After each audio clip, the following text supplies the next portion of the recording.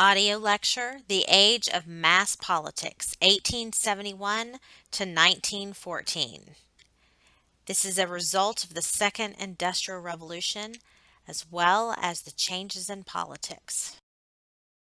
The long 19th century. This is a nice visual for you to sort of divide it up. You can use this to help you study for your exam. Key concept. Key concept. Here's another visual, political ideologies in the age of mass politics, where they are located on the political spectrum. Conservatives and monarchists to the right, Republicans or liberals to the center, socialists to the left, communists even farther left. We'll discuss this more in class as well. Theme: the national state created a common framework in European politics. Political parties dominated politics now. Increased suffrage or the vote and literacy in Western and Central European countries during the late 19th century resulted in higher expectations and demands among the people for the government to be more responsive to their needs. The Age of Mass Politics, 1871 to 1914. Ordinary people felt increasing loyalty to their governments as more and more of them were given the vote. By 1914, universal male suffrage was the rule in most of Europe. Female suffrage will not emerge until after World War I. Politicians and parties in national parliaments represented the people more responsibly as suffrage spread. As more and more people got the vote, those political parties had to cater to their demands for social reforms. If you want your party to remain in the majority in the parliament, you're going to need to appeal to the new voters. And what the new voters wanted, what the working class wanted, were social reforms. So both ends of the political spectrum, both the more conservative parties and the more liberal parties, all started to incorporate socialist principles in their political platforms in order to attract the lower class voters so they could remain in the majority in the legislatures. In other words, this is when the real shift occurs. Because of the advent of socialism, political parties shift from the old classical definitions of liberal and conservative to the more modern day definitions of liberal and conservative. Both the liberal parties and the conservative parties will both incorporate socialist ideas in their political platforms to attract the lower class voters. Everyone is a little bit socialist from this point on. And some folks argue that this, in fact, is the reason why Marx's revolution, that he said would end all revolutions, never really happened. Because instead of the working class having to rise up and revolt against the industrial capitalists or the bourgeoisie, the political situation made it so they didn't have to.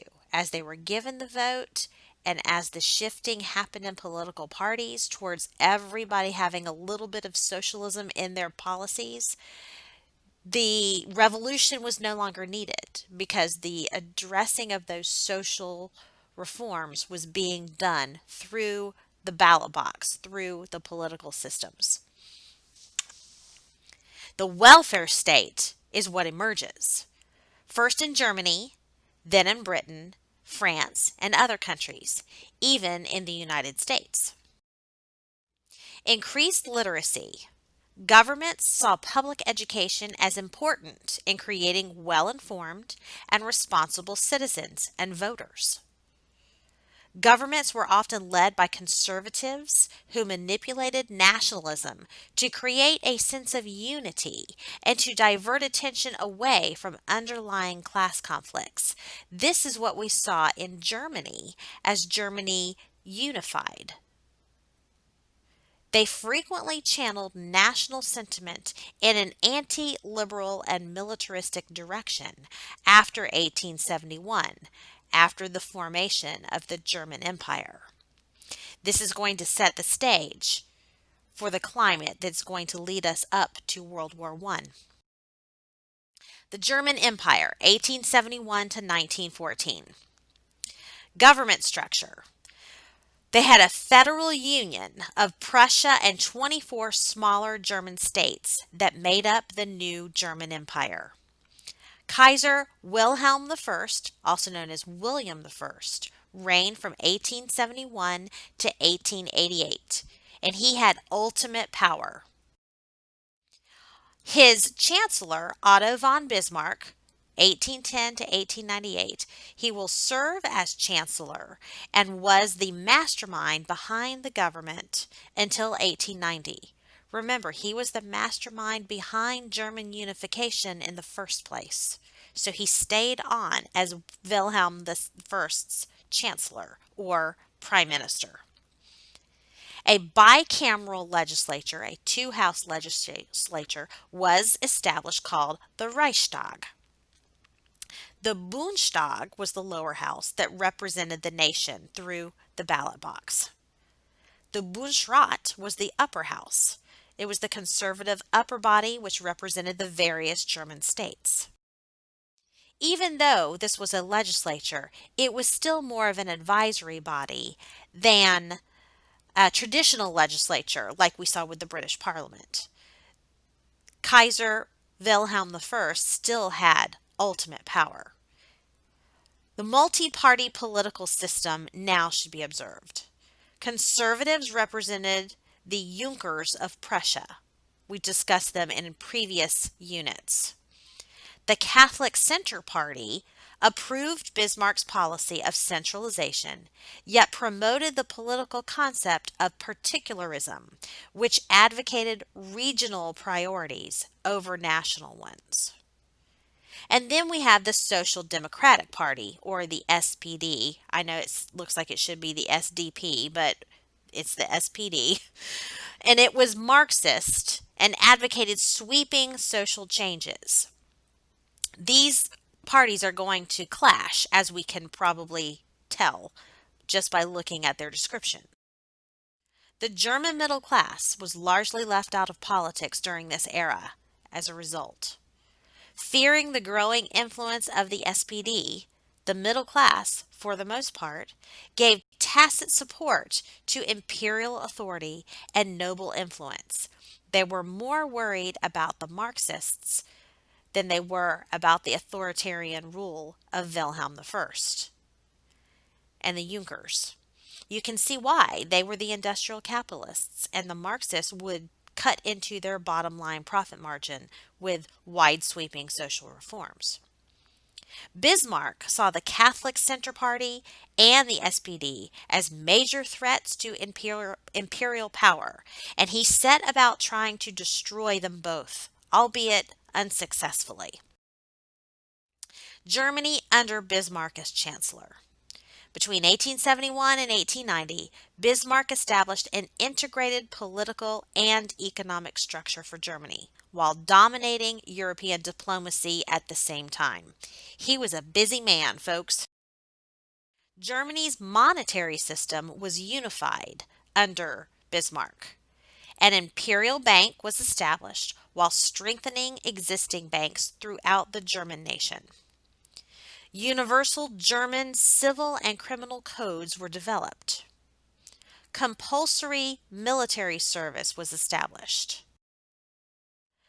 He will also launch what is known as the Kulturkampf, or the struggle for civilization, sometimes also known as the Culture War.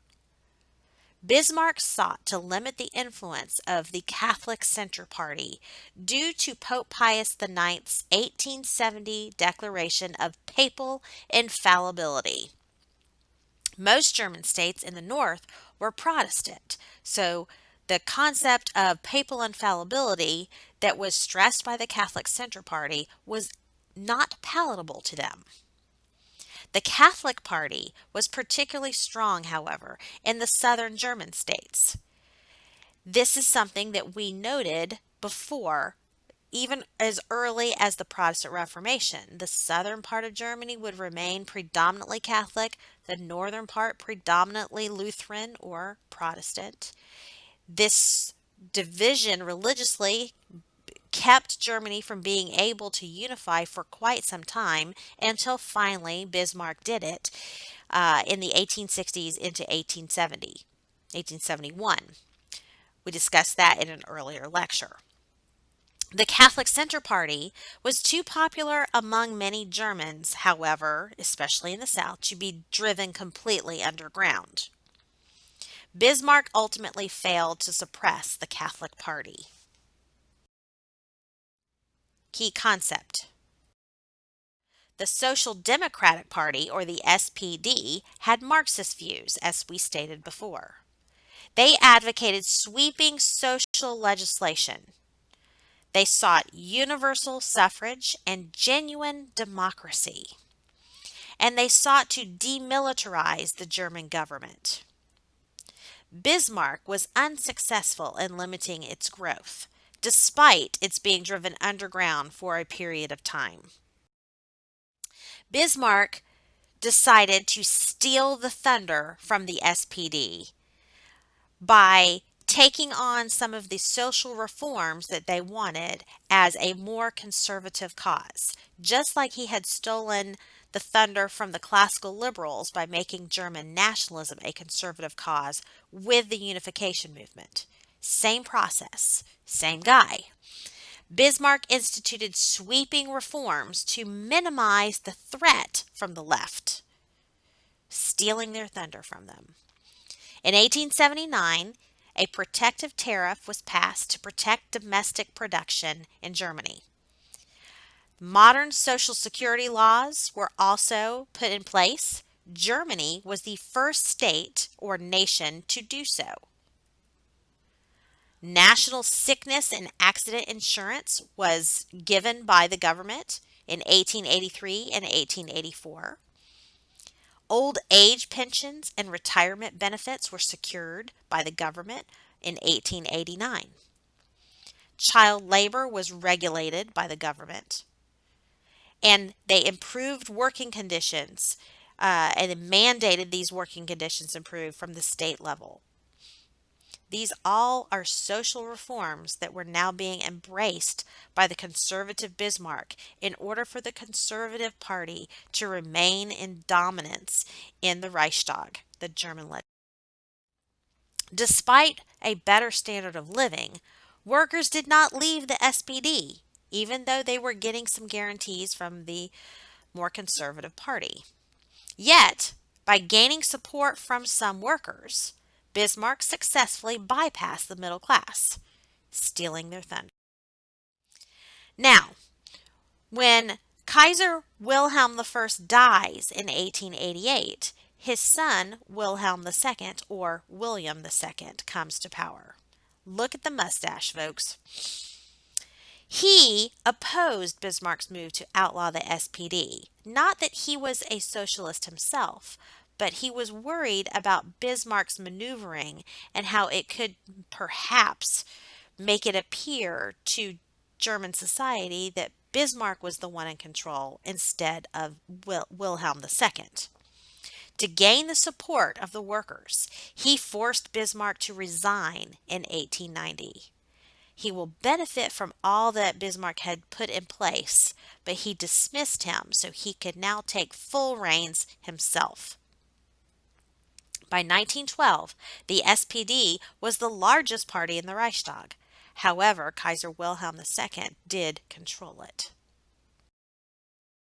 Dropping the Pilot. This is a very famous political cartoon showing the Kaiser has no further use for Prince Bismarck. This is from the British magazine Punch in 1890.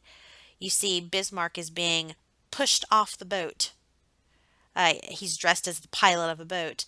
And if you look at the top, it is Kaiser Wilhelm II. You can tell by the royal crown on his head, who is looking over him, dropping Bismarck. so he can govern alone without him. Kaiser Wilhelm II in 1890. Key concept. By the way, Kaiser Wilhelm II is going to be the one that leads Germany into World War I. Now let's move on to the Third French Republic. The Paris Commune comes about in 1870-71 after Napoleon III, Emperor Napoleon III, was deposed after the loss of the Franco-Prussian War. In 1870, as I said, Napoleon III's Second Empire collapsed after its defeat in the Franco-Prussian War. A new National Assembly between 1871 and 75, it will sit, was created with Adolphe Thiers as chief executive. The Paris Commune will be the new government, and it is a radical communist government, and it lays siege to Paris. After the peace treaty with Prussia, the Commune refused to recognize the authority of the newly created National Assembly. So, in other words, the Paris Commune was claiming that they were the government, whereas the new National Assembly was claiming that they were the government. And thus the tug of war ensued between them. From March to May 1871, the Paris Commune fought a bloody civil war against troops of the National Assembly. As you see down here, Paris, 29 May 1871, Civil War aftermath. Firing squads can still be heard at the Luxembourg Garden and at the military school. Elsewhere, ruins of the torched buildings and still standing barricades can be seen. This is from a newspaper. Thousands died, and 20,000 were subsequently executed. The Paris Commune will be defeated. You can see here is a photograph taken after the defeat of the Paris Commune in 1871. And you can see the Arc de Triomphe in the background. This is where the Champs-Élysées is today. And you can see the destruction of the buildings around. Thiers' defeat of the Paris Commune and other firm measures led France on the road to recovery, finally.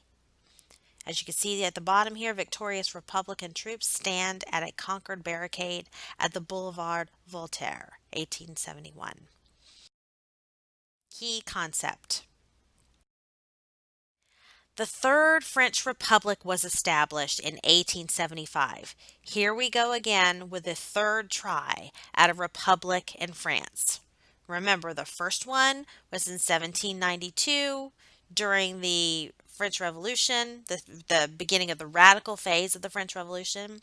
The second one was what was attempted in 1848, but ultimately led to the rise of Emperor Napoleon III and the Second Empire. And now here we are with the Third French Republic.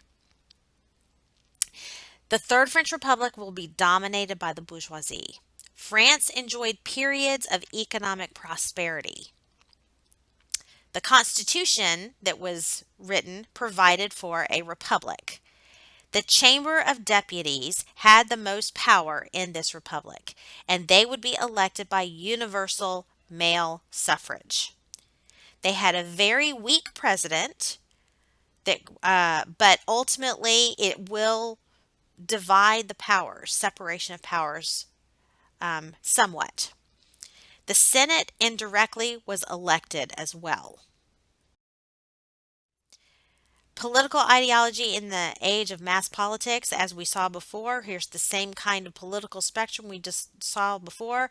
This just shows you a breakdown of where these different governments that we're discussing fall. You can see the SPD in Germany are more socialist. France, especially under the Paris Commune, was firmly in the socialist category, and the Fabians in England, as we will discuss later, are in the socialist category. Republicans or liberals at this point are the Third French Republic under the bourgeoisie, as well as Great Britain with her evolutionary liberalism. And then the conservatives, more monarchists, are places like the German Empire that we discussed already, the Austrian Empire, and the Russian Empire. Reforms. This is in the Third French Republic. They had to initiate a series of reforms to stabilize society. Trade unions were fully legalized under the Third French Republic. They had been suppressed at times by Napoleon III. Prime Minister Jules Ferry established secular education and reform. He expanded tax supported public schools and compulsory education. During the Third Republic, the French government fell dozens of times. The multi party system resulted in ever shifting political coalitions. No one political party was ever able to gain a true majority in the National Assembly. So, therefore, they had to form coalitions to try to get anything done. Conservatives sought an authoritarian monarchy for a time. A strengthened military was also what they wanted, and increased church influence in society. And they wanted to discredit the republic altogether and reestablish monarchy. The main challenge to the liberal republicanism came from the right, the conservative. This is the cover of an anti clerical journal that presents the French Catholic Church as the enemy of the nation. A menacing figure symbolizing the church holds the recently built Basilica of the Sacred Heart. You can see this was a very liberal journal. Key concept. The division in France, or the polarization between the liberals that supported the Republic and the conservatives that wanted a return to more authoritarian monarchy, manifests itself in the Dreyfus Affair. The Dreyfus Affair is the most serious threat to the Third French Republic. It begins in 1894, and it begins when the military discovered that there were secrets, French military secrets being leaked to the now enemies of France ever since the loss of the Franco-Prussian War, the Germans. The military falsely charged Captain Alfred Dreyfus, a Jew, with supplying those secrets to the Germans. There was no evidence tying him to the leak. He was accused solely because he was a Jew. He was the highest ranking Jew in the French military. Monarchists, with the support of the Catholic Church, used the incident to discredit the Republicans. Even though there was no evidence tying him to the crime, he was accused and ultimately he was exiled to Devil's Island. He was found guilty and exiled to Devil's Island. This shows you the growth of anti Semitism throughout European society. He was largely discredited solely because he was a Jew, and so many people mistrusted Jews. Emile Zola, who was a realist author from the realism artistic period we discussed in an earlier lecture, was one who took up Dreyfus's case and condemned the military for what they had done. Below you see an illustration from J'accuse, called J'accuse, meaning I accuse, an illustration of Emile Zola on the right using a pen to attack the French army general staff. Okay, which is represented by the postcard and those behind it, in defense of Dreyfus. He accused them of being anti Semitic and of convicting him without any real evidence.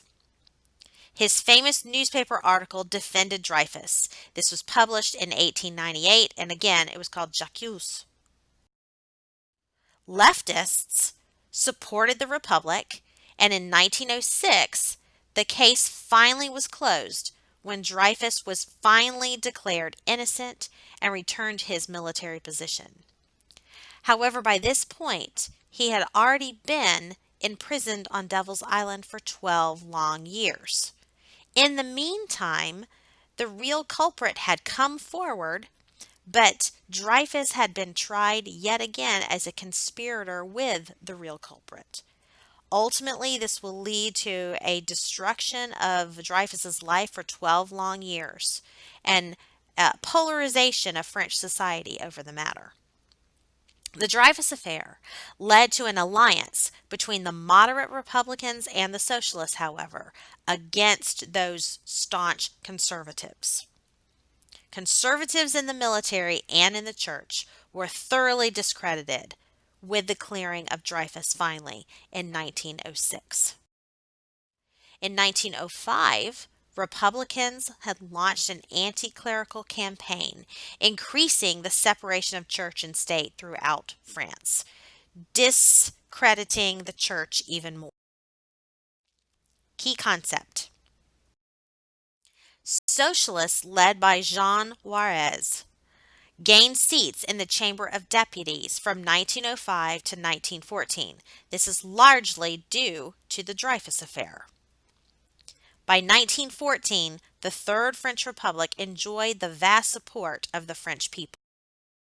Now let's talk about how mass society and politics impacted Great Britain. The period between 1850 and 1865 saw the realignment of the political parties completely in Great Britain. The Tory party, as it used to be called, would be transformed officially into what would be called the Conservative Party. Yes, the Tory party was the Conservative Party initially, but now it would just be called the Conservative Party.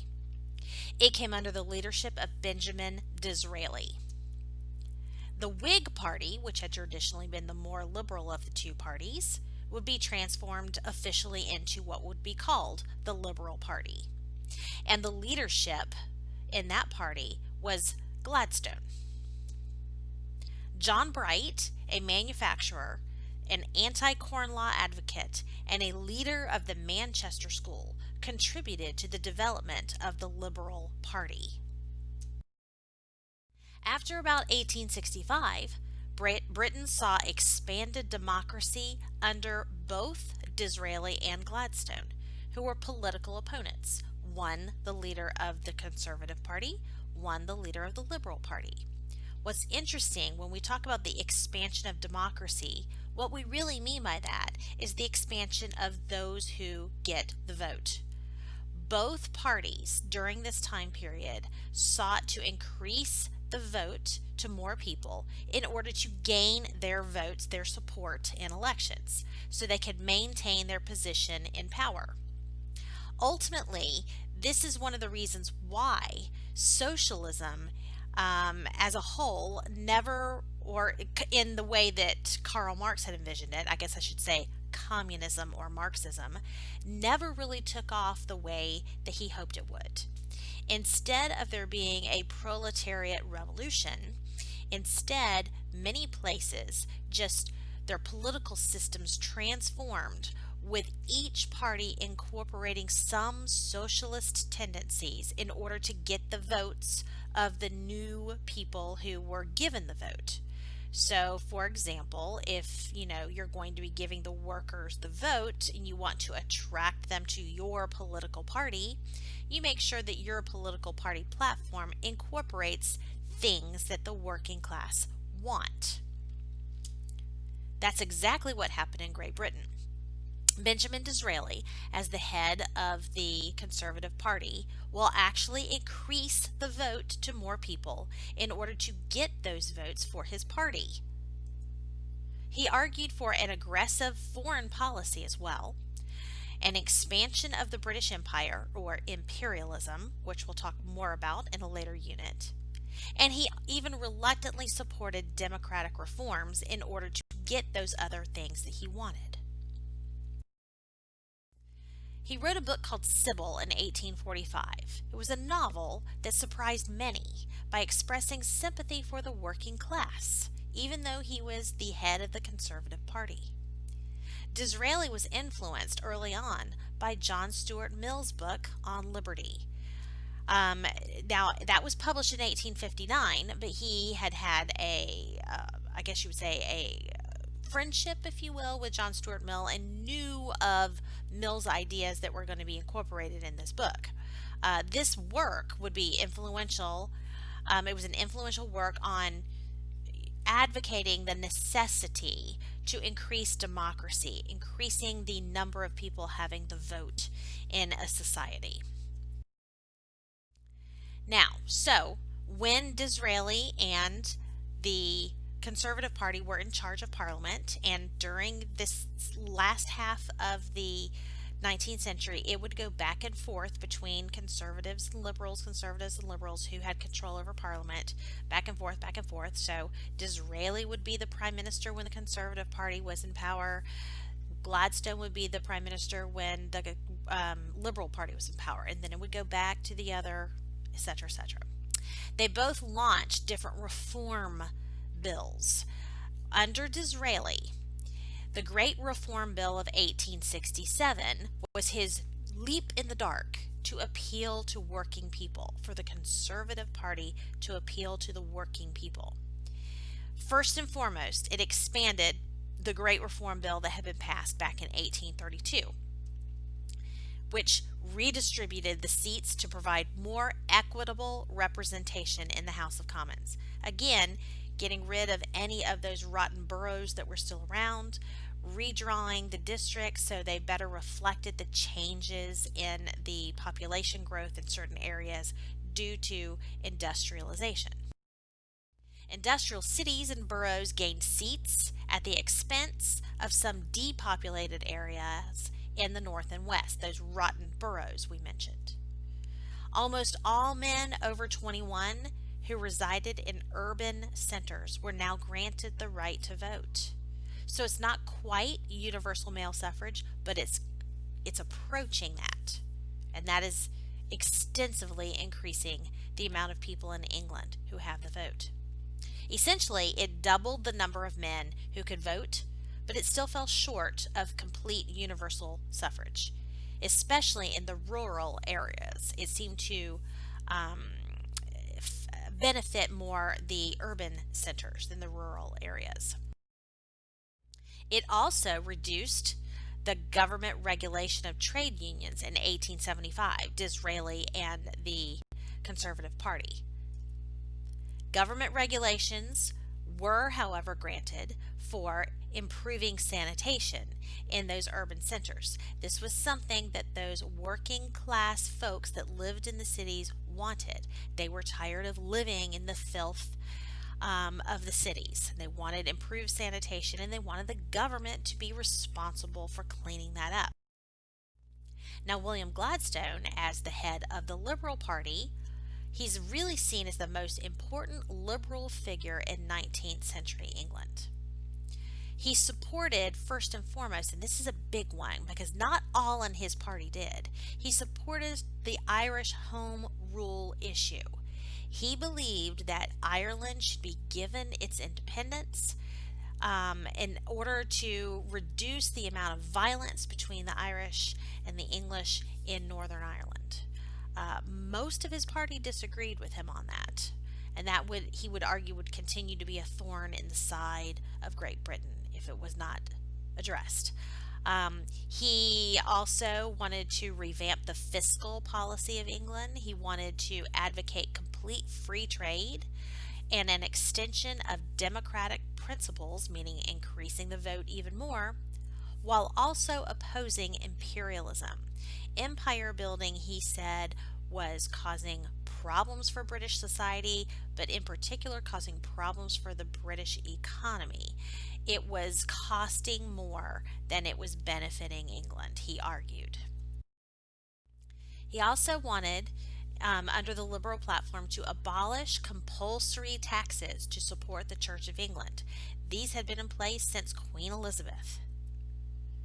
The Australian Ballot Act was passed by the Liberal Party in 1872 that provided for the secret ballot. This was an earlier demand of those Chartists in the Chartism movement.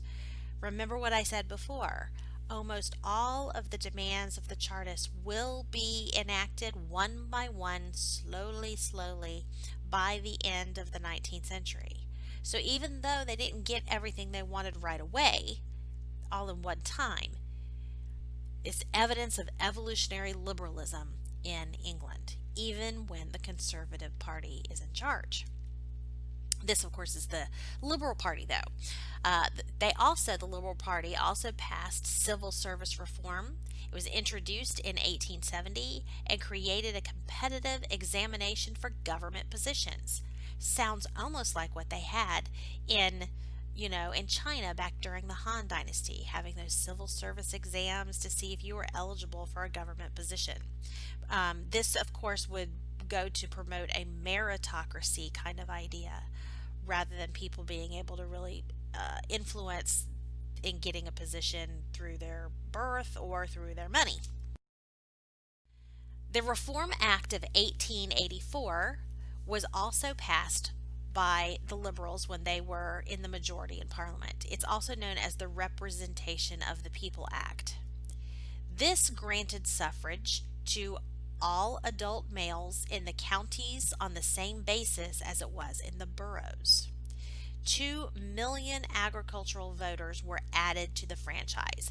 This meant that those people who had still been disenfranchised by the Great Reform Bill of 1864, because they lived in rural areas, were now given the vote. This increased the vote even more. It brought Britain very close to universal male suffrage. Still not quite, but almost there. The unemployed and those kinds of people were not given the right to vote yet. Key concept. During the 1880s and 1890s, new groups emerged in England seeking to further extend democracy as well. This included women's suffrage advocates, anti-imperialists, socialists, and even anti-nationalists. The Fabian Society is one of them. 1883, this was among the most significant of these new societies wanting to extend democracy. It advanced even a form of revisionist Marxism that they wanted to put in place in England. They sought political democracy and economic socialism. So when we say revisionist Marxism, you need to recognize that that is not traditional Marxism that wanted to dismantle democracy. They did not want democracy. They wanted economic socialism. They wanted the state to wither away, classes to disappear. There would be no need for voting and those kinds of things if there was a classless society and the state disappeared. But the revisionist Marxists recognized that it was better to incorporate socialist principles through the political process. And that's what revisionist Marxism is, trying to achieve the socialist goals through the political process rather than through revolution. So that's what we mean by seeking political democracy, increasing the number of people having the vote, as well as incorporating some socialist tendencies in the economy. In 1893, Keir Hardie led the Independent Labour Party, another party added to the British government. And this rapidly became a vocal third party in the British Parliament. It attracted more radical individuals like trade unionists, socialists, and those who thought that both conservative and liberal parties in England had no real genuine interests in the needs of the general public. Key concept. Between 1905 and the early 1920s, the Liberal Party in England advanced an aggressive social and economic program effort. First of all, there was the Parliament Act of 1911. This would be the most significant political reform during the Liberal Party rule. It eliminated the powers of the House of Lords completely, and the House of Commons was now the center of national power. The House of Lords would still be a body, but it had no real voting power at all anymore politically. It was more of a feather in one's cap if they were a member of the House of Lords. That's all. The lifespan of Parliament was also reduced from 7 to 5 years, meaning that they had to have new elections every 5 years. And that means that every 5 years, if a different party wins a majority, the monarch would have to ask that party that won the majority, the leadership of that party, to, quote, form a new government, meaning create a new prime minister.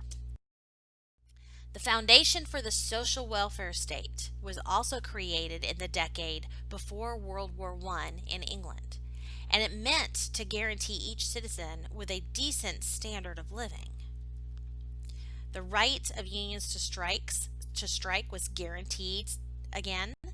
Government insurance was also for those injured on the job was also given, which is kind of like workman's comp today.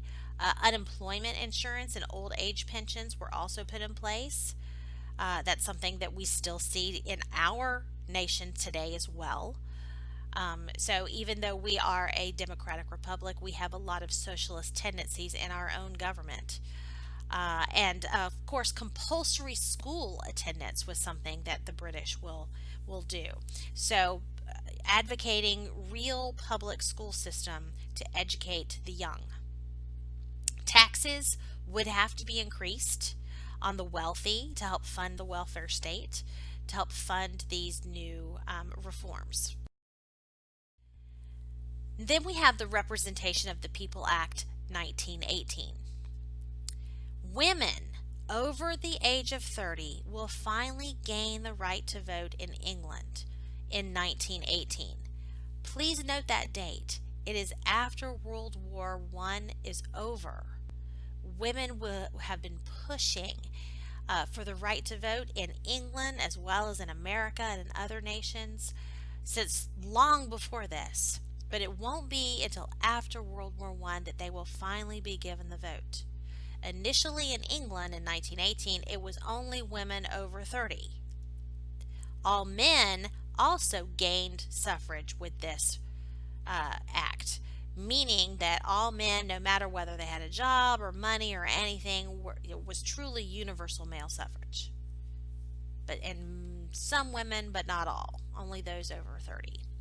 Property qualifications were completely eliminated for voting with this act.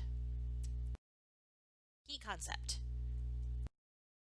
Now, since I mentioned it, we probably should talk a little bit about that women's rights and suffrage movement that happened in England during the late 19th century, pushing for changes for women to receive the vote.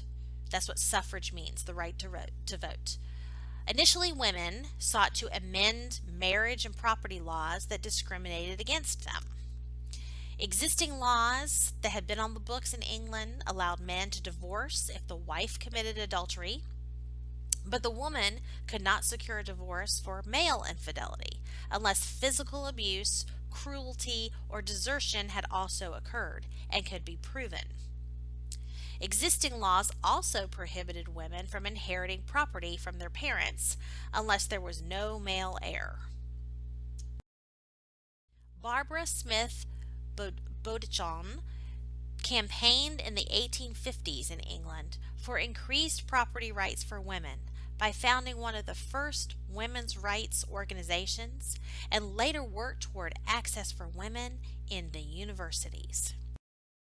By the 1890s, 40 years later, women's rights activists realized that suffrage, or the right to vote, was the key to remedying all the other problems that women were facing in discrimination. They argued that men had not done enough to protect women from exploitation and abuse, so only by them having the vote could acts and laws be passed to help protect those women. Many believed that female influence in public affairs would serve as a balance to the masculine qualities that presently dominated politics in England at the end of the 19th century. They were known as suffragettes, and suffragettes came largely from the middle class. Now, this is the upper middle class mostly. They benefited from education as part of the upper middle class. They were, members of the factory owners, if you will, business owners, people who that were more white collar workers, I guess you would say. Their husbands were white collar businessmen. And their fathers were too. They were the ones that benefited from education. They were also exposed to earlier feminist works like Harriet Taylor and John Stuart Mill. Many middle class families had servants, thus freeing women to become activists, giving them time to do that. If any of you remember watching Mary Poppins at any time as you were growing up, you might recall that Mrs. Banks was a suffragette, and she was a member of the upper middle class. Her family, her husband was a banker, and they had enough wealth that they could afford to have servants in the household, as you can see by watching that part of the movie, the earlier part of the movie.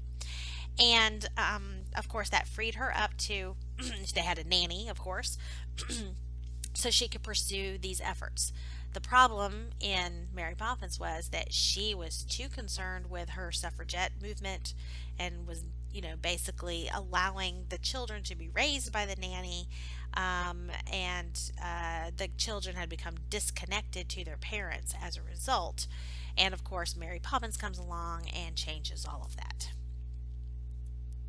Working class women and socialists distrusted the middle class, however, and they worked toward their own goals independently. So there was not a lot of cooperation between the middle class suffragettes and the lower class suffragettes.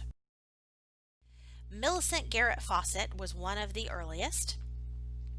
She was the leader of the National Union of Women's Suffrage Societies in England.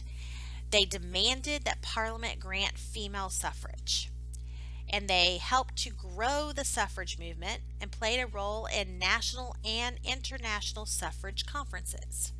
They wanted to make this an international movement, and this is one of the reasons why there is a direct connection between the women's suffrage movement in England and in the United States, because the leadership in the United States suffrage movement will meet up with these leaders from Great Britain at these international suffrage conferences.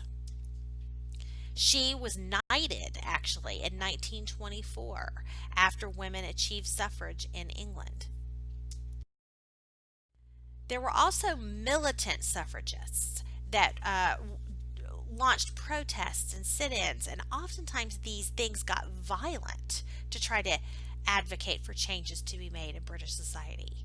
And probably the most famous of them in England is Emmeline Pankhurst, 1858-1928.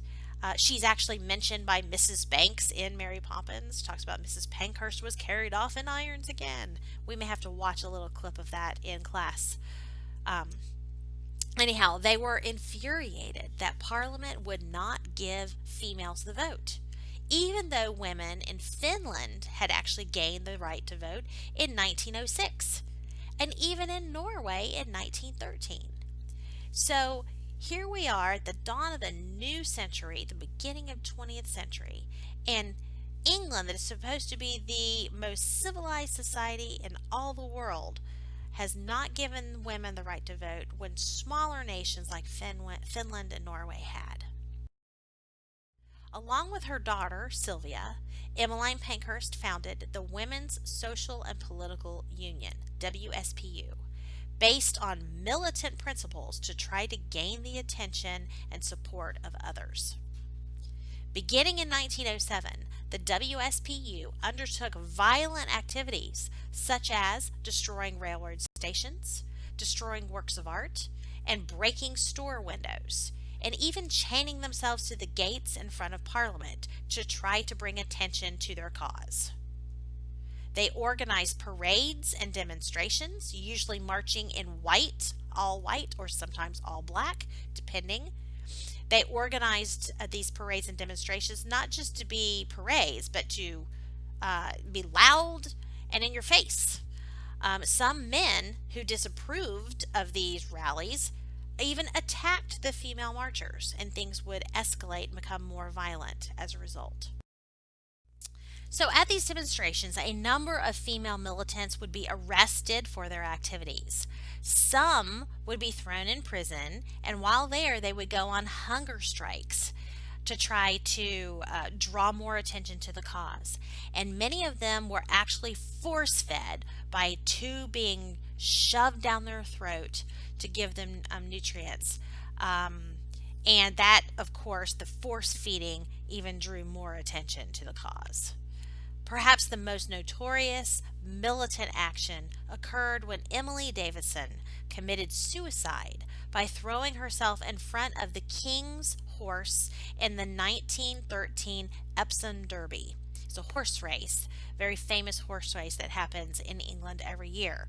And the king always sponsors a horse. She threw herself in front of the horse in the middle of the race, was trampled, of course, and killed to draw attention to the cause. The next picture shows you the actual picture that was snapped right when the event happened. Here she is. She has thrown herself in front of the King's horse at the Epsom Derby, June 1913. Davison, as I said, was attempting to draw attention to the women's suffrage movement. The act was part of a range of direct and indirect action by the women's suffrage movement that often broke the law in an attempt to put their case in front of the public. She's there on the left, you see.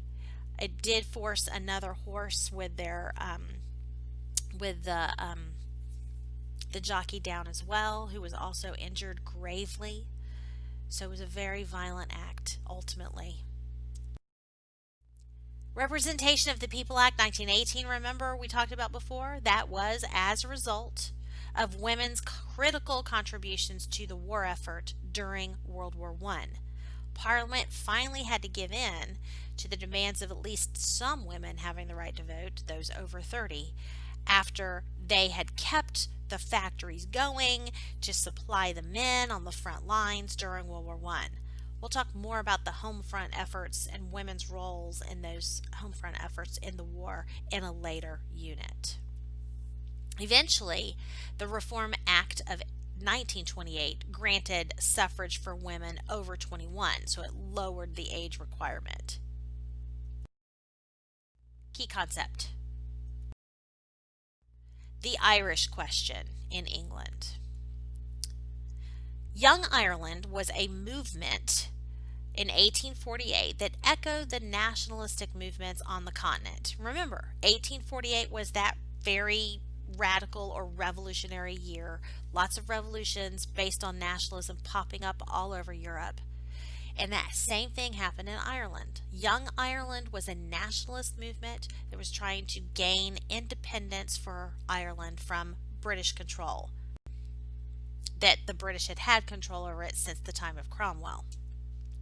The Irish question was the most recurring and serious problem that Britain faced from 1890 to 1914, and the nationalist movement became violent during that time period.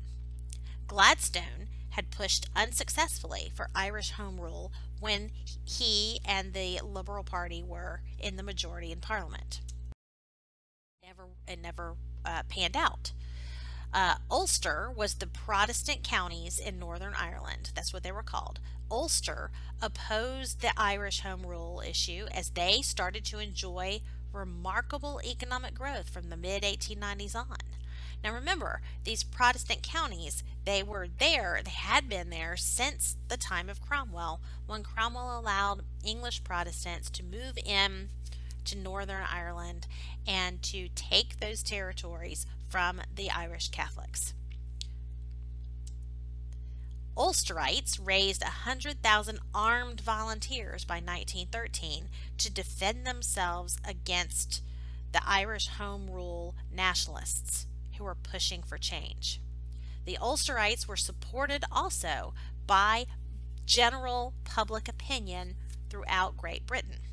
They wanted to maintain control over Ireland. It was, part of their empire, part of that imperialism. In 1914, Irish Home Rule Act had to be passed, however, by the House of Commons and the House of Lords. But the Irish Protestants did not accept it. So it did not really have a real effect as a result of that. Its implementation as a result would be deferred until after World War I. So the violence will continue between the Protestants and the Catholics in Ireland until this will be passed after World War I. Now, that doesn't stop the violence. The violence will actually continue, gosh, until the 90s. But that's a different story, and we'll talk more about that in a much later lecture. Part of this push was the Easter Rebellion. Since the idea of home rule was tabled until after the war was over, in the midst of the war, while the war was still going on, right in the middle of it, in 1916, the Easter Rebellion occurred. It was pushed by those Irish home rule nationalists trying to push for independence. They thought that while the British Army was otherwise occupied fighting the war in Europe, World War One, they could push and force real change to happen. The British troops, however, would be able, enough of the British troops will be able to move in and crush that rebellion.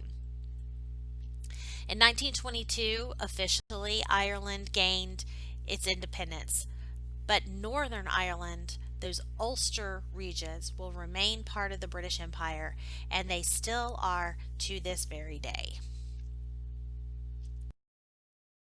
Key concept.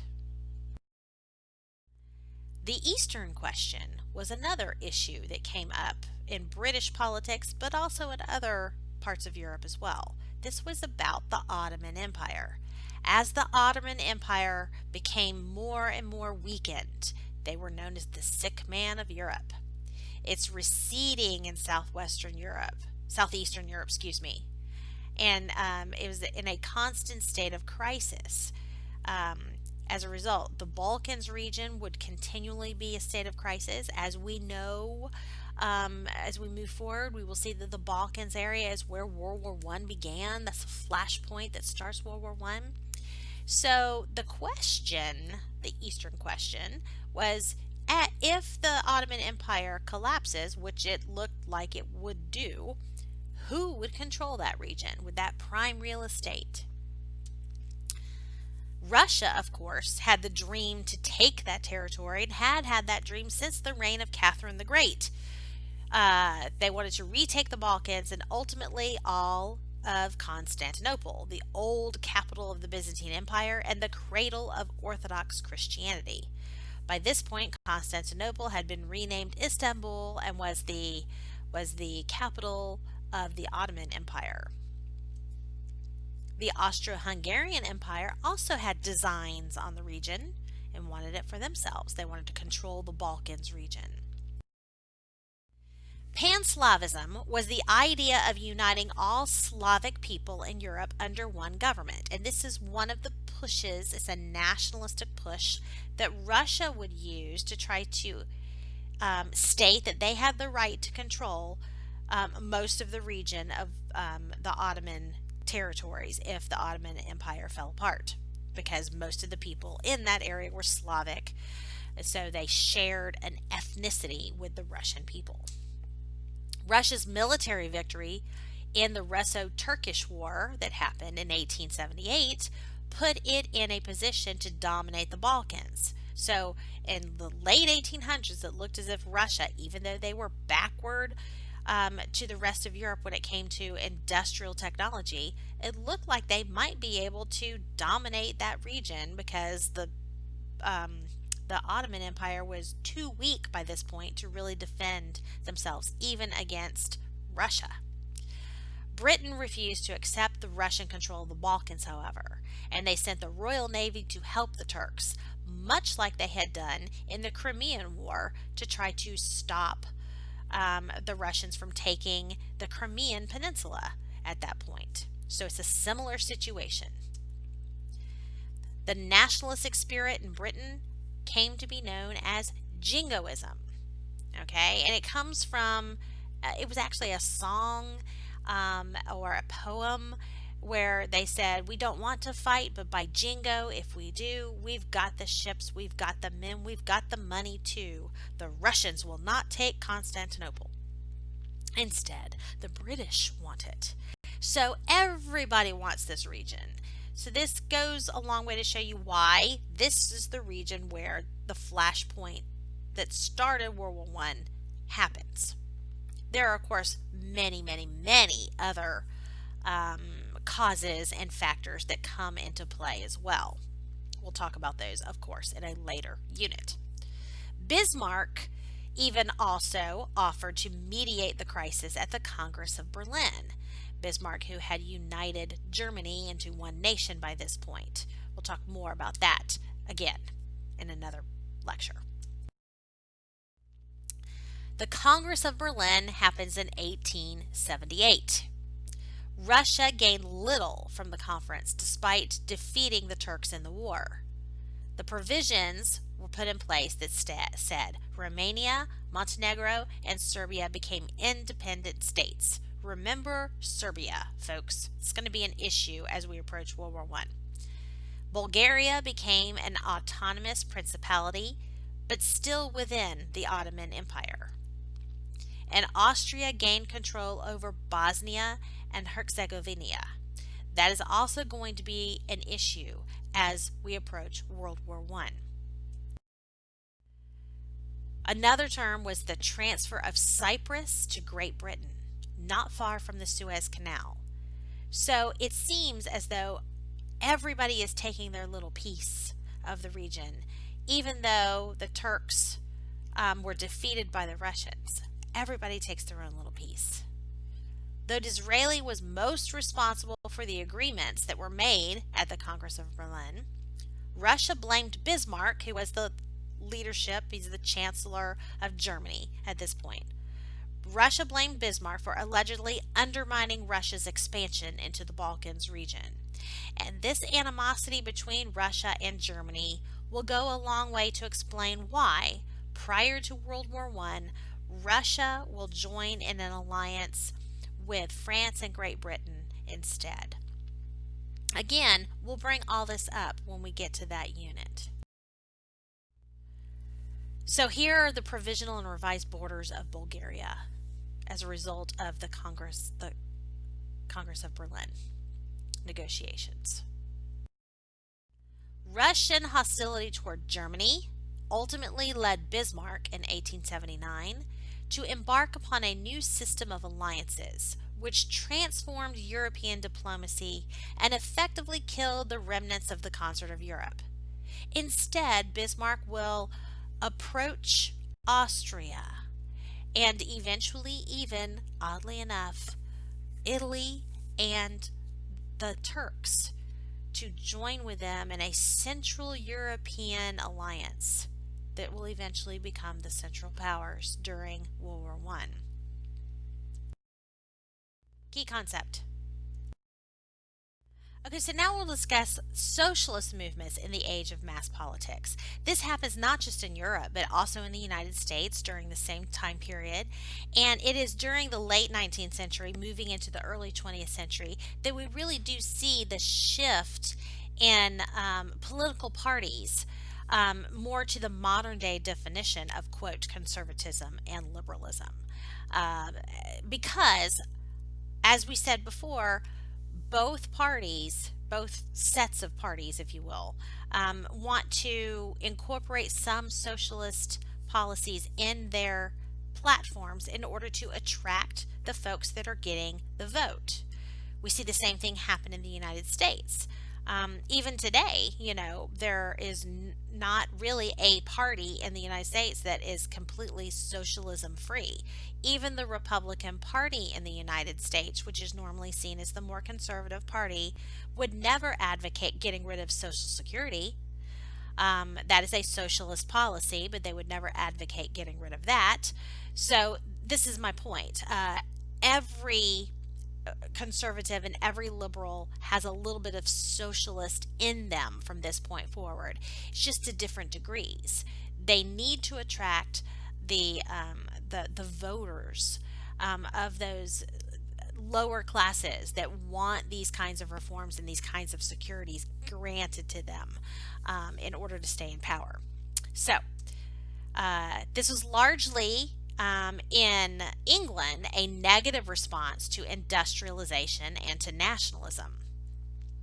The main goal was to advance the cause of the proletariat or the working class. And this was not just in England but throughout Europe. They wanted to launch this as a worldwide effort. They saw nationalism as a tool used by the ruling classes to divert public attention away from social issues. It was always something that people could unite around. We are better than them, so we can go and take over that territory rather than working on fixing the problems here in our own society. Prior to 1914, the socialists were generally opposed to war as the working class disproportionately suffered casualties on the front lines and filled the rank and file of the militaries. Key concept: Marxism led the negative response to industrialization, as we've discussed before. Socialists united in 1864 to form what is called the First International. Marx himself was one of the principal organizers of the First International. This was to be an international socialist party. The growth of socialist parties individually in individual countries after 1871 was phenomenal as a result of this First International, especially the SPD in Germany. Also, we saw it in France, Belgium, and Austria-Hungary. In 1883, socialists that were exiled from Russia formed the Russian Social Democratic Party in Switzerland, and it grew rapidly after 1890. One of those individuals was Vladimir Lenin. Revisionism. Again, let's talk a little bit more about what revisionist Marxism means. As workers gained the right to vote and to participate politically in the nation state, their attention focused more on elections rather than on revolutions. Just like I said in an earlier slide, revisionists were ones who advocated working through the political process to get changes rather than through revolution. So not exactly like Marx had predicted in his Communist Manifesto. Workers' standards of living rose gradually, but substantially after 1850, especially in England. Thus, there was no need for there to be a real revolution of the working class, of the proletariat. Rather, they would just continue to push for changes to happen. Living in England with evolutionary liberalism, that made that possible. The growth of labor unions also reinforced the trend toward modernization since governments accepted them. Increasingly, unions focused on bread and butter issues like wages, hours, working conditions, rather than pure socialist doctrine that was trying to end the capitalist system in and of itself. The genuine collective bargaining that was going on now, long opposed by socialist intellectuals as a sellout, was officially recognized as desirable by the German Trade Union Congress in 1899. So this was not just happening in places like England, it was also happening in Germany and in France, areas where capital and capitalism had proven itself to work. Now the advocate was to get more of that capital for the workers, not to destroy the capitalist order altogether. A series of strikes proved effective in gaining concessions from employers, so they continued to do them. For example, in France, Jean Jaurès, that we talked about before, formally repudiated revisionist doctrines in order to establish a unified socialist party, though he remained at heart a revisionist in practice. Edward Bernstein wrote a book called Evolutionary Socialism in 1899. This is the most prominent of the socialist revisionists. In this book, he argued that Marx's predictions for ever greater poverty for the workers and ever greater concentration of wealth in fewer hands had been proved false, and that is why the true proletariat revolution that Marx predicted in the Communist Manifesto had never happened. The impact of socialism, however, on European politics became profound by the late 19th century. As I said, instead of socialism being an opposite party to conservatives and liberals, both conservative and liberal parties embraced certain segments of socialism in order to gain the votes of those who were now being given the right to vote. So everybody becomes more socialist. In Germany, the Social Democratic Party, the SPD, is an example of this. It was Marxist in philosophy. It advocated sweeping social legislation, the realization of genuine democracy, meaning all people getting the vote, and the demilitarization of the German government. Bismarck was forced to actually institute sweeping reforms to try to minimize the political threat of the left. And one way to do that is to try to incorporate the desires of those groups into his own conservative party agenda. In 1879, the protective tariff to benefit domestic production was put in place. Modern Social Security laws were also put in place. And national sickness and accident insurance was also put in place. These were all done by Bismarck as part of a conservative agenda, not by the socialists themselves. So he's stealing the thunder from the socialists and embracing some of those causes to maintain the conservatives in power. Old age pensions and retirement benefits were also guaranteed by Bismarck and the conservative faction. And regulation of child labor, even improving the working conditions. The SPD was the largest party in the Reichstag by 1912, but ultimately it would be watered down in its effectiveness because many of the causes would be brought into the conservative agenda, if you will. In France, socialists led by Jean Jaurès gained seats in the Chamber of Deputies, part of their legislature, between 1905 and 1914. In England, the Fabian Society that we mentioned before, 1883, advanced a form of revisionist Marxism. They sought political democracy and economic socialism, as we said before. And in 1893, Keir Hardie led the Independent Labour Party that rapidly became a vocal third party, incorporating many of the Fabian ideals in that party. It attracted trade unionists, socialists, and those who thought conservative and liberal parties had no genuine interest in the needs of the general public. As we said before, that's just repeated from stuff we said before. Another part of the rise of socialism in England was the foundation for the social welfare state that was created the decade before World War I. This was meant to guarantee each citizen with a decent standard of living. And the right of unions to strike was put into law. Government insurance was provided for those injured on the job. And unemployment insurance and old age pensions were enacted. Compulsory school attendance was also enacted, as we've said. Key concept.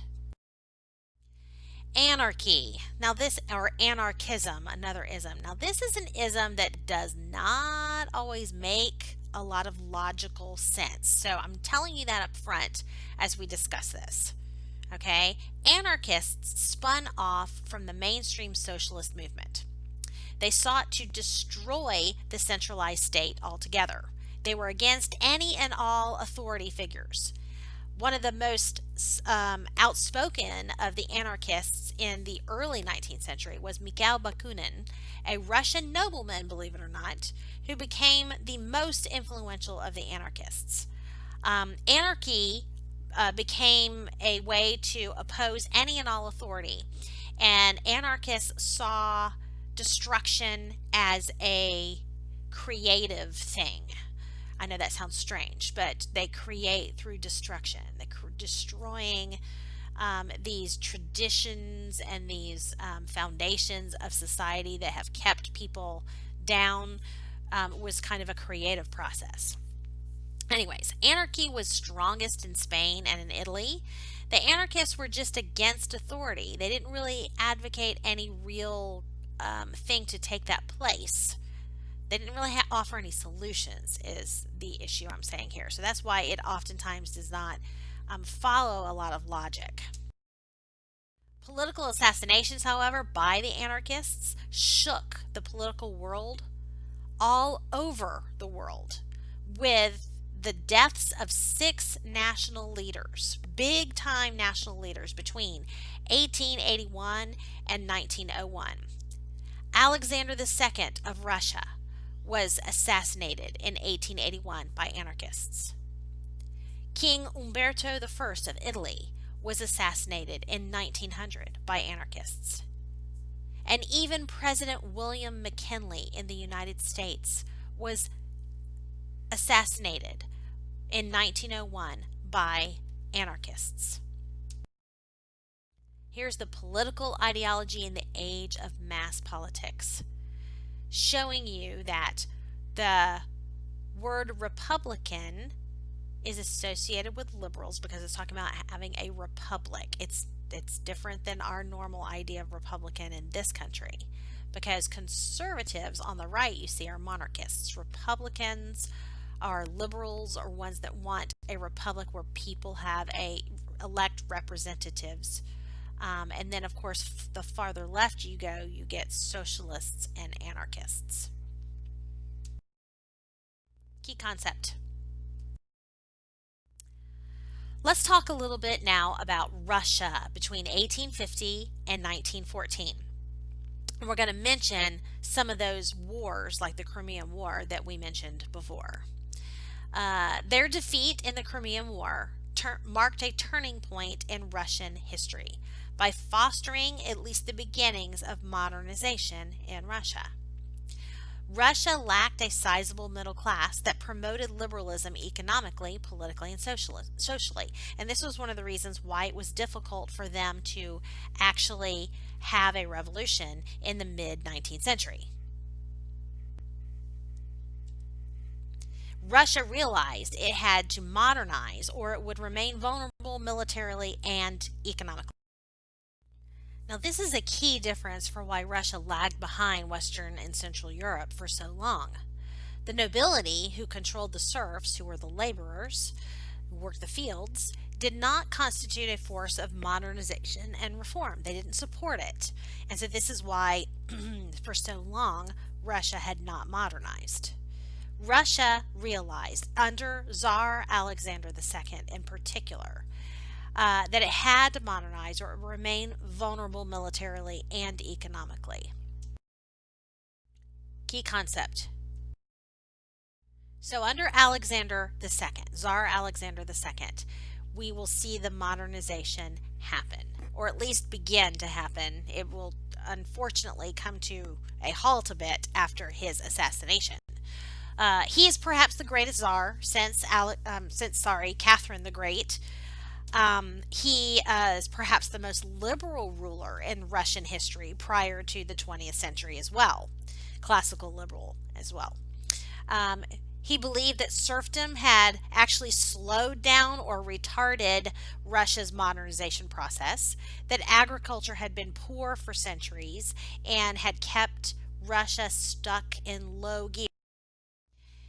He initiated the Emancipation Act in 1861 after getting Russia out of the Crimean War. In this, Alexander believed that ending serfdom was the key to Russia's modernization. He abolished serfdom with this act. Peasants were no longer dependent on the lord of the land. They were free to move and change occupations, and they could now enter contracts and own their own property, which they were all barred from prior to this. Most Russians were not really impacted, however, by the Emancipation Act, as they instead lived in mirs, those communal farm areas. The mirs were where most Russians already lived in highly regulated communes. They had collective ownership on these mirs, and the responsibility was also collective, and it made it difficult for individual peasants to actually improve agricultural methods or leave their villages because of the community pressure to stay as part of the close-knit group. Zemstvos were established in 1864, which were assemblies that administered local areas. They were almost like little local legislative bodies that could help to try to push the idea of modernization into these close-knit, close-minded, in some cases, communities. It was a significant step towards popular participation. At least it was not just royal decrees coming down. The Zemstvos were a kind of local governing structure that, would bring more people into the participation process of governing, at least at the local level. Yet the lords ultimately controlled those Zemstvos, the wealthy, the aristocrats, the nobles. And they had more power than the towns and the peasant villages as a result of that. Other reforms that Alexander II enacted: the judicial system was improved, censorship was relaxed in the press but not completely removed, education was liberalized. Industrialization in Russia was eventually stimulated mostly due to railroad construction.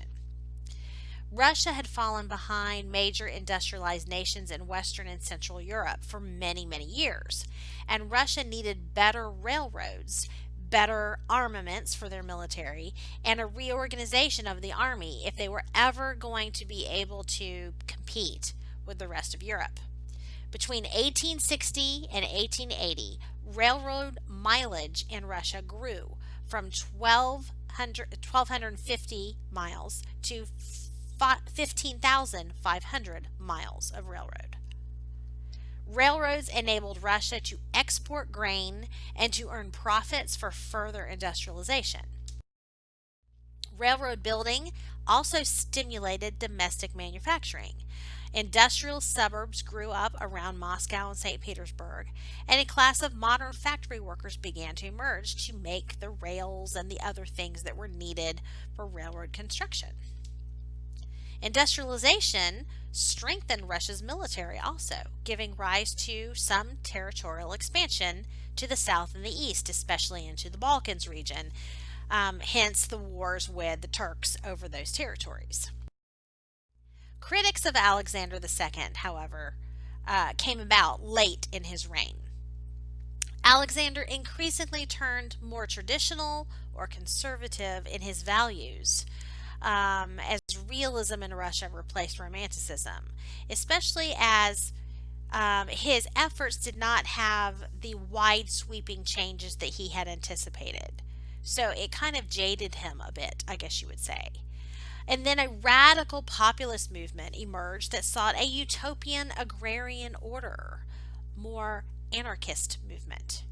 The intelligentsia were a hostile group of intellectuals that believed that they should eventually take over society because they were smarter than everybody else. And then the nihilism movement. They were intellectuals who believed in nothing but science and that the social order should be completely wiped out and built up from scratch. So you have all these different elements in society in Russia, and they can't agree on anything, and that actually hinders a lot of the reform process as well. Alexander II, as a result of all of this, was assassinated in 1881 by radicals. They were actually radical anarchists who bombed his carriage in St. Petersburg. Sergei Witt, however, oversaw Russian industrialization into the 1890s, trying to follow in the footsteps of what Alexander II had begun. He aggressively courted Western capital, meaning investment from Western nations, and advanced technology to build great factories. Now, this is one of the things that will not sit well with some people in Russia, especially those Slavophiles who did not want Western influences. This would, however, result in the rise of a small Russian middle class based on Western. The government built state-owned railroads, doubled to 35,000 miles by 1900. They were producing a lot more. Construction of the Trans-Siberian Railway helped to modernize Russia. It connected Moscow with Vladivostok, which was about 5,000 miles right there. Russia adopted the gold standard to strengthen the government's finances at this time as well. And by 1900, Russia was the fourth in steel production, behind the US, Germany, and Great Britain. By 1900, Russia exported half of the world's refined petroleum as well. As in Western Europe, industrialization in Russia contributed, however, to the spread of Marxist thought as a reaction to the downside of industrialization, with the plight of the working class poor. And that those Marxists thought that the transformation of the Russian revolutionary movement after 1890 was part of their agenda. This was as industrial workers felt exploited. Despite economic and social reforms, however, Russia's economic problems were still staggering by 1900, at the dawn of the 20th century. They had almost waited too long to start modernization. It was impossible to catch up at this point. One third of Russian farmland was not utilized as a result of these now using those workers for other things. And that meant that food could not keep pace within the increasing population. Russia had become the most populous nation in Europe by the late 19th century. And since more people were now working with the industrial process, there was not enough of the land being worked to produce the food that was needed for the ever-growing population. And this was something that, like Malthus talked about, that Malthusian crisis. The Depression of 1899 in Russia ultimately wiped out any of the gains that had been made since 1890, resulting in tremendous unemployment throughout Russia. Remember, folks, this is just about 25 years before the beginning of World War I. Russia's plight was aggravated just a handful of years later in the Russo-Japanese War of 1905, where Russia, giant Russia, was defeated by small Japan. And that, of course, is because Russia was not well enough industrialized to compete against the Japanese war machine that they had developed. That would be a humiliating blow and would ultimately be one of the first steps that would bring down the czarship ultimately in Russia. After Alexander II was assassinated, Alexander III came to power, and he will reign from 1881 to 1894. He was the most reactionary czar of the 19th century. He wanted to turn back the clock, reverse most everything that Alexander II had done. He believed in autocracy, orthodoxy, and Russification, or nationalism. Key concept. He encouraged anti-Semitism as a national agenda, and he launched a bunch of pogroms. Pogroms in the 1880s and 90s ultimately were severe persecutions of the Jews throughout Russia. These pogroms that were happening in Russia, that were state-sanctioned persecutions of people, of a certain ethnic group, caused a lot of the Jews to flee Russia, and many of them will immigrate to the United States at that time. Jews were blamed for the assassination of Alexander II because some of the anarchists were of Jewish descent. Not all of them, but some. So again, they were seen as a scapegoat. Thousands of Jewish homes were destroyed in these pogroms. Businesses were disrupted or destroyed. And many more Jews were killed in these pogroms between 1903 and 1906 under Nicholas II. Okay, he even killed more Jews than Alexander III had done. Nicholas II will be the last of the Romanov czars. Theodor Herzl, between 1860 and 1904, established the movement known as Zionism. This was the continued persecution and discrimination against Jews led many Jewish nationalists like Herzl to call for the creation of a new Jewish state in Palestine, a new Jewish homeland in their original homeland of Palestine. So Herzl founded this Zionist movement. Zionism is basically Jewish nationalism in 1897. He witnessed anti-Semitism in Austria-Hungary firsthand, where he was from. And now, after following the Dreyfus affair and what went down in France, as that France targeted Dreyfus just because he was Jewish, and then the pogroms in Russia, all of these things continuing, fed into his desire to push against anti Semitism by fostering a Zionist movement. Let's form a Jewish homeland in Palestine. In 1917, at the very end of World War I, the Balfour Declaration was initiated, and Great Britain in this Balfour Declaration publicly supported the idea of the Zionist movement to create a Jewish homeland in Palestine. Nicholas II, Tsar Nicholas II, the last of the czars in Russia. He begins his reign in 1894, but the first 10 years of his reign were pretty uneventful. But things heat up in 1904 when the Russo-Japanese War breaks out. The Russians had established a sphere of influence in Manchuria, China, and they now sought to take Korea as well. Areas that Japan wanted. And ultimately, Russia and Japan would fight over these territories in Manchuria and Korea.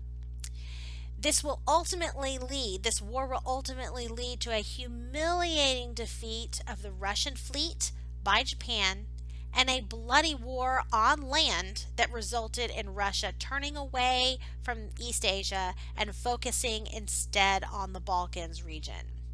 The loss of the Russo-Japanese War ultimately will hurt Nicholas II's reign and will ultimately be the first step in the process towards eliminating the czarship in Russia and leading to the Russian Revolution. Public dissatisfaction with Russia's defeat was one of several important causes of the initial revolution of 1905 that also will eventually lead to the Communist Revolution or the Bolshevik Revolution in 1918.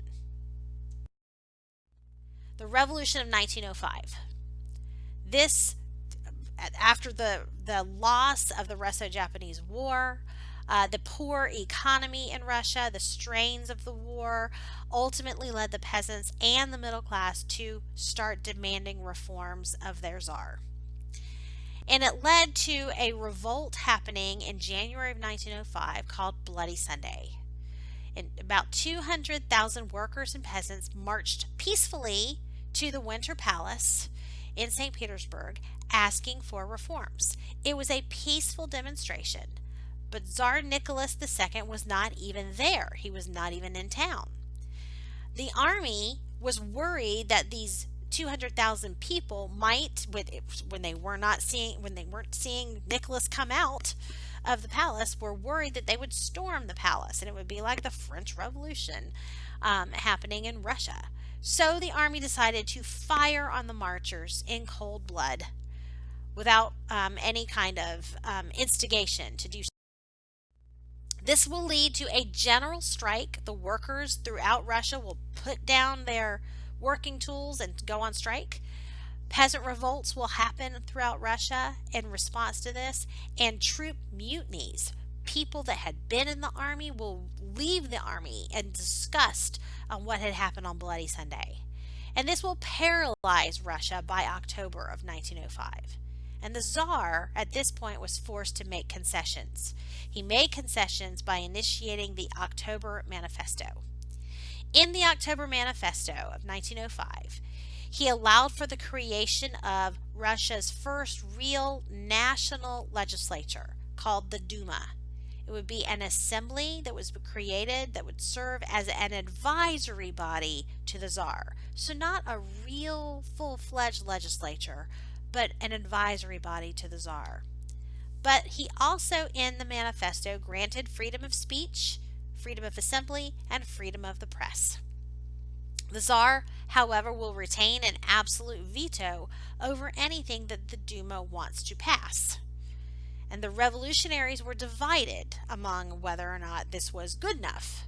And this resulted in the Duma having no real influence in the long run. Property classes benefited at the expense of workers, and peasants and national minorities were also not gaining any benefits with the Duma. Russia experienced mild economic recovery between 1907 and 1914, but it was too little too late because in 1914, World War I begins. Peter Stolypin, who was one of the um, main ministers chief minister of of Nicholas II, pushed through some important agrarian reforms to try to break down the collective village ownership of land, to try to break up those mirrors and try to revolutionize agriculture in Russian society, kind of like the agricultural revolution had done in England and other parts of Western Europe a century before this, actually more than a century before this. And this, he hoped, would encourage more enterprising peasants to rise through the ranks and become gentry of their own, but it ticked off a lot of those living on the mirrors. After 1911, the Tsar's court was increasingly dominated, however, by a mystic monk named Grigory Rasputin. Perhaps you've heard of him. He's got a song named after him. Anyways, Grigory Rasputin was a Svengali of sorts, so he had some kind of sway over the royal family, who were more and more concerned about their son's ability to survive and become the next czar because of his hemophilia, a disease in the blood that did not allow it to clot. He seemed to be better when Rasputin was around, and so therefore they pretty much gave him full reign to do whatever he wanted in Russian royal court life. This will result in widespread doubts among the nobles and the regular commoners alike in Russia over the Tsar's ability to really lead. Who's really running the show here? Is it Rasputin or is it Nicholas?